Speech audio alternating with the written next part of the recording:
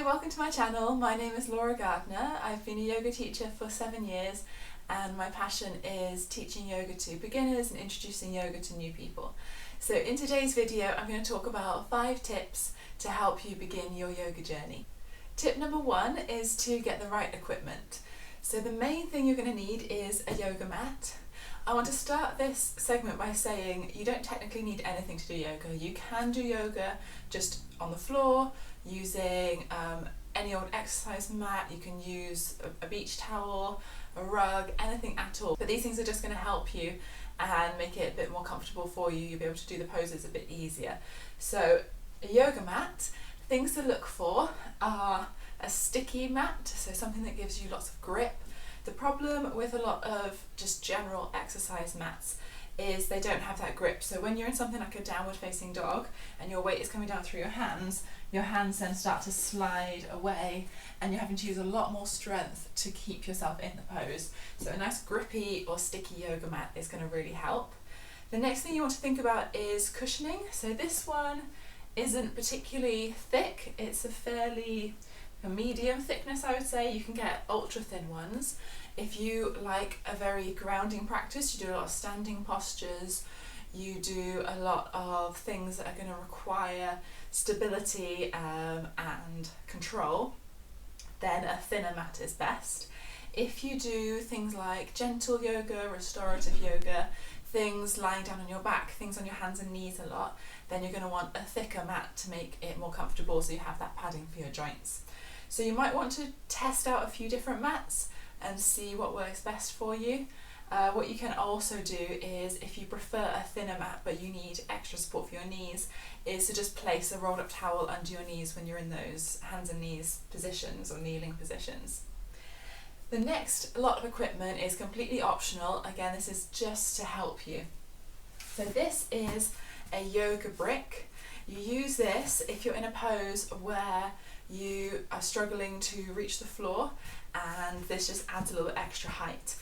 This is a yoga block. You can use this in the same way, but the way I use these is to place them under my hips. So if, when you're sat in cross-legged position, you find this quite uncomfortable, you have tight hips and your knees are up here and there's kind of pulling and tension here, if you sit up on this block, you have to play around with the positioning of it. It's going to tilt your pelvis forward slightly and it's then going to allow your knees to drop down a lot easier and you're going to find it a lot more comfortable. It can also help with your posture and help you sit more upright. So if you struggle sitting on the floor, if cross-legged isn't a very comfortable position for you, and it's something that we do quite a lot in yoga, it's generally how we'll start and end the class, then having a little prop to sit on, you can get something like this. You can also get a yoga cushion. I don't have one of those, but they're essentially like this, but a thick, firm cushion, so it's a bit more padded and more comfortable for sitting on. And then the third prop that I use is a yoga strap. So this is really helpful when we're doing poses that you need to hold your foot, but you don't have the flexibility to reach your foot. Another way you can use it is if you are doing a stretch where you're binding your hands behind your back. So if you're coming into this position and your hands don't quite reach, then you can use your strap and hold there. So the strap is basically to extend the length of your arms, so it's to extend your reach so that you aren't overstretching and you don't end up rounding your shoulders and straining to get into some of those positions that require more flexibility. So this just really helps you keep your alignment, stay in the correct position and gradually build on that flexibility rather than forcing and pushing things. My second tip is to find the right teacher. I've had so many students come to me and say that they love my classes, they went to so-and-so's class and it was going too quick for them, they couldn't keep up, they felt lost, they felt intimidated, but they like my slower pace. Equally, I've had plenty of students who come to one of my classes and didn't enjoy it, it wasn't for them, and they've gone on and found another teacher that they prefer. So it's not necessarily about somebody being a good or a bad teacher, it's just about finding the right fit for you. So if you have gone to a yoga class before and you didn't really gel with the teacher, you didn't resonate with what they were saying and you didn't feel like it was for you, give it a go with somebody else. Try a few different teachers. Maybe find a studio in your area that has lots of different teachers and you can test out different classes. Or if you go to a gym and there's multiple yoga teachers there, don't just try one class, and if you don't like it, then think you don't like yoga. Test them all out, because everybody's style is different and everybody's going to cater for a different type of student. So you just need to figure out who's going to be the right fit for you. Going along with that, I would say to test out different styles of yoga. So when you're new to yoga, a lot of people just think of yoga as the same thing. So there's hatha yoga, which is kind of normal yoga or general yoga. But there's also yin yoga, which is where you hold the poses longer. There's vinyasa yoga, where you're flowing with your breath. There's ashtanga, which is a set of postures that you do each class. There's Shivananda yoga, there's Iyengar yoga, there's power yoga, there's yoga sculpt, there's so many, seems like there's new types of yoga popping up all over the place. Some people don't like that because they feel like yoga has very traditional roots, and coming up with all these new names like power yoga and things like that are just, they ruin the integrity of yoga. Personally, I think if you can find a type of yoga that works for you, that's great. It's still yoga. Lots of people don't like holding long postures. Lots of people don't like flowing quickly. You know, we're all individual, we all have different tastes and different styles, and I think if you find the type of yoga that works for you and you're going to enjoy it and stick with it, that's so much more beneficial than going to a traditional yoga class, not gelling with it, thinking it's not for you, and then just never doing yoga again.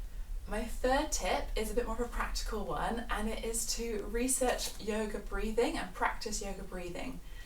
When you go to an all levels class, so an all levels class is going to be beginners, intermediate, advanced students all together doing the same class, the teacher wants to cater for everyone. So they're going to do some basic postures, they're going to make it accessible for beginners, but they're not going to have enough time to go into the real basics, because there's going to be people in the class that have been doing yoga for years, and they don't want to come to class every single time and be told how to breathe, because they can do that automatically. They want to learn something else or focus on something else. So if you're brand new, the breath can be a little bit confusing, so I'm going to take a minute here just to show you the breath, and you can practice that, and then when you go to a yoga class and the teacher says something like inhale, big belly breath, or lateral breath, or full yogic breath, you know what that means. So if you just sit tall for a moment, you can sit on a chair or wherever you are, you don't need to sit on the floor. Just sit tall, take your hands onto your tummy. As you inhale, you should feel your abdomen expand, or you should feel it move, and then as you exhale, you should feel it come back to the center. So if you're not feeling that and you're just feeling it up in your chest, then you're taking a shallow breath, and you need to really work on drawing your diaphragm down, and then that motion of it pulling down is going to push the abdomen out, and then that's why we call it a belly breath. So it's as if you're breathing down into the belly. Obviously you're not literally breathing into your belly, but your belly is going to move as a result of that breath. So take one hand onto your chest, one hand onto your belly. See if you can just isolate that, so you can keep your chest completely still and just breathe down into your abdomen. So use your diaphragm to pull down and then breathe back out. And then keep trying. So if that felt a bit awkward and that wasn't quite comfortable for you, then just keep practicing that. Do that for a few minutes every day until you get used to that breath. And then we're going to take hands onto the side of the ribs. We're going to do a lateral breath. So instead of lifting the chest up, we're going to expand the rib cage out to the side. So feel your hands move apart as you breathe in, and then come back to the center as you breathe out. One more time. And then we're going to tie those two together. So we're going to inhale, your abdomen is going to expand, and then your chest is going to move out, and then finally up. And then you're going to come everything back down in reverse. So inhale, abdomen expands, chest opens out and up, and then exhale, everything comes back to the center.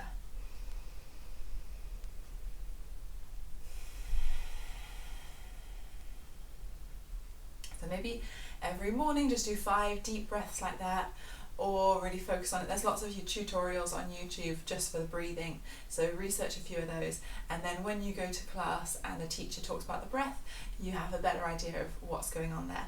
So you're going to breathe in and out through your nose, unless that doesn't work for you. So where possible, breathe in and out through your nose. And then when we're flowing with the breath, people get confused about when am I breathing in, when am I breathing out. The teacher should cue it, but sometimes they're cueing something else and there isn't enough time to do the breath. So general rule of thumb, there are exceptions, but the general rule is inhale as you move up or as you move out. Exhale as you move in or down. So for example, if I'm going to move my arms up and then fold over my legs, I'm going to breathe in as I stretch up, and I'm going to breathe out as I come down. If I'm doing a twist, I'm going to breathe in as I sit tall, I'm going to breathe out as I twist. And then I'm going to breathe in as I come to the center. If I'm going to lean out to the side, I'm going to breathe in as I stretch up, and I'm going to breathe out as I come down. So essentially, exhale on the stretch. So inhale on the preparation, exhale on the stretch. Or if you're in sun salutations, it's inhale up, exhale down. So inhale, arms up, exhale, forward fold. Inhale, lift halfway, exhale, fold down. Inhale, upward facing dog, exhale, downward facing dog. So it takes a little bit of time to get used to that, but if you're feeling lost, don't be discouraged. It just takes practice. It's like anything. Once you learn it, then one day it will just suddenly click, and you'll do the whole class and you'll be breathing in the correct places, and suddenly it will all just fit into place. My fourth tip is to schedule in your practice. So you can do that a few ways. So the easiest way to schedule it is to go to a class in person, and it's there in the schedule. For example, Monday 6 p.m, that's when my yoga class is. If I don't turn up at 6 p.m, then I've missed the class. If I turn up at 6:30, I can't attend the class. There's no, I'll do it a bit later. It starts at 6, you're there before 6, ready to start at 6, and you do your class. That's kind of the simplest way to schedule it in. If you aren't able to attend a class, if you work shifts or you just prefer to do it at home, then you can either do an online Zoom class, and that's kind of the same thing. So it starts at that particular time, you have to be there ready for that time. If you're doing it on YouTube, or if you're doing a catch-up class or anything like that, it's really easy to think, I'll do it later. So in order to make sure it fits into your schedule and you don't keep putting it off, I'd recommend tying it in with something that's already part of your daily routine.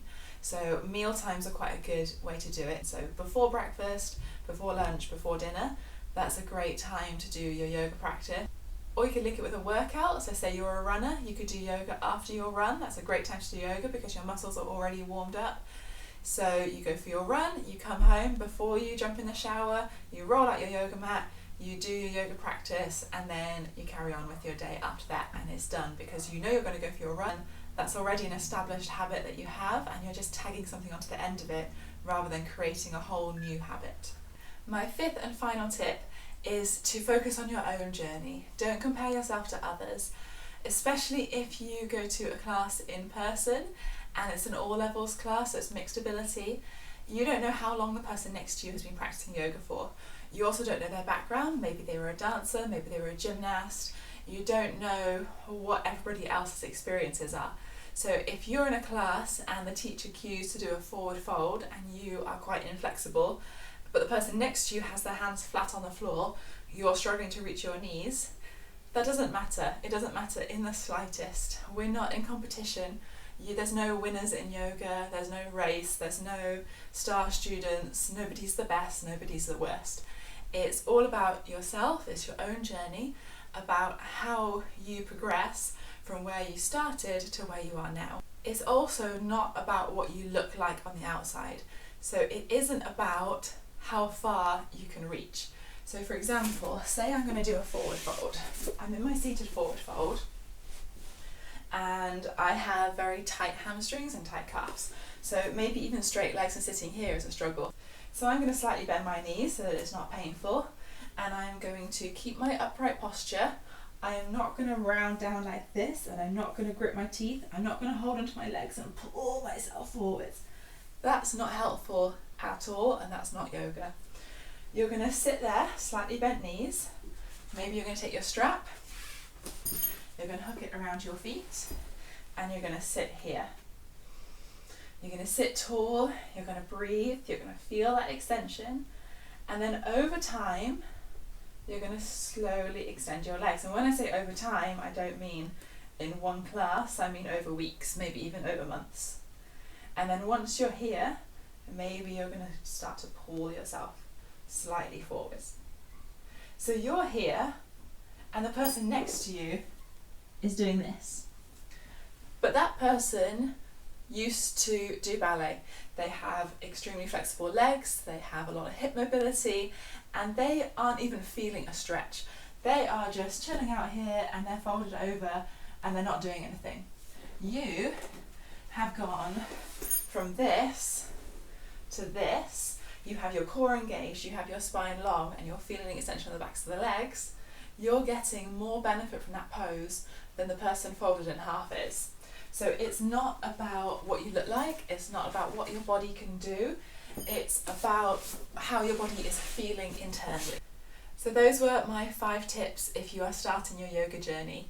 Find the right equipment, find the right teacher, choose a style of yoga that works best for you. Schedule in your practice, focus on learning your breath before you begin, and make sure you don't compare yourself to others. I'd love you to have a look through my channel at all the different yoga classes I have, see if any of them resonate with you, and if you enjoy my style of teaching, then subscribe so you can be notified when I release a new yoga class. Good luck with your yoga journey. I hope you enjoy it. I hope you find what works for you. See you next time. Bye.